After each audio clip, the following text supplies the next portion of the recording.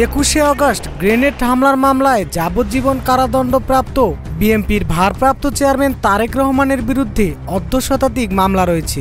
এর মধ্যে 21শে আগস্টের গ্রেনেড হামলার মামলা, জিয়া অরফানেজ ট্রাস্ট দুর্নীতির মামলা, আয় বহির্ভূত সম্পদের মামলায় কারাদণ্ড, অর্থ পাচারের মামলা, মানহানি মামলায় দণ্ড, রাষ্ট্রদ্রোহের মামলা সহ আরও বেশ কিছু মামলা ছিল তার বিরুদ্ধে।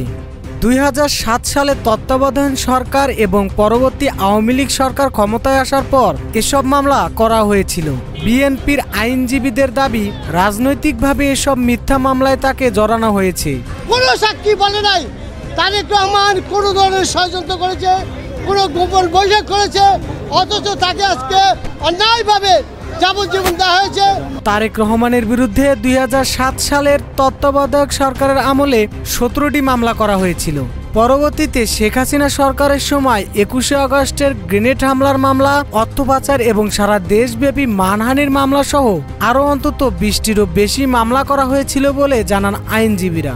দলের নেতাকর্মীরা বলেছেন, তারেক রহমান বিগত আওয়ামী লীগ সরকারের রাজনৈতিক প্রতিহিংসার শিকার।